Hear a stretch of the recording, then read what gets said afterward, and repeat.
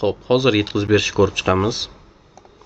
Yetkazib berish zonalarini belgilaymiz. Bu nima uchun ishlatiladi? Agar kuryerskiy slujba o'zingizniki bo'ladigan bo'lsa, belgilab qo'yib, dastavkalarni kontrol qilishingiz uchun kerak bo'ladi.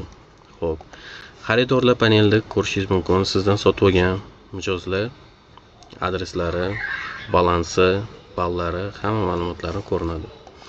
Buyurtmalar etapida esa ko'rib turganingizdek, hamma buyurtmalar ko'rinish beradi. Bunda buyurtmalarni statuslari, ya'ni yetib borgandan keyin, pul bergandan keyin arxivga o'tadi. Eksport qilish imkoniyati bor kuryerlar uchun.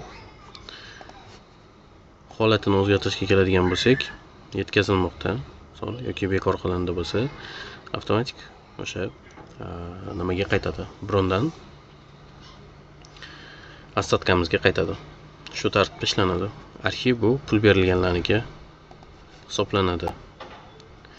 Xo'p, keyingisi chat qismimiz. Agar bizga mijozlarimiz chatdan yozadigan bo'lsa, do'kon bilan chat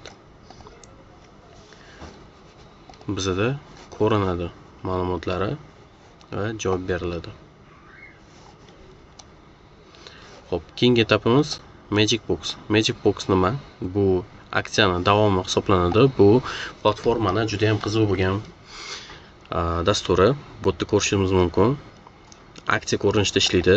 Qanaqa? Aksiyani nomini yozasiz va sovg'a qilinadigan tovarni kiritib o'tasiz. SKUni tanlash обязательный. Xo'p, keyin nechta tovar oladigan bo'lsa, siz kiritasiz. Nechtadan tovar SKU nomlari nechtadan olinadigan bo'lsa, shu mahsulotni oladi.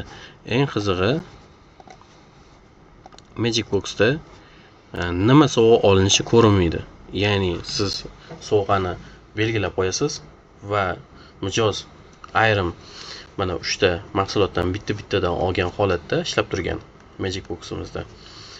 Keyin avtomatik ravishda shu 3 taga 4-chi bo'lib qutimizdagi sovg'amiz qo'shiladi va uni dastavka qilinadi skladimizdan. Shunda mijoz bilmaydi nima sotib olayotganini, sovg'a sifatida kelayotganini bilmaydi. Bu holatimizda Magic Box'da bu tekinga aylanadigan mahsulot hisoblanadi. Mana ko'rib turibsiz. Tekinga aylanadi bu. Promo tovar o'yin tariqasida xaridlar qilinadi va oxirida shu mahsulotga egalik huquqi bo'ladi mijozimizda.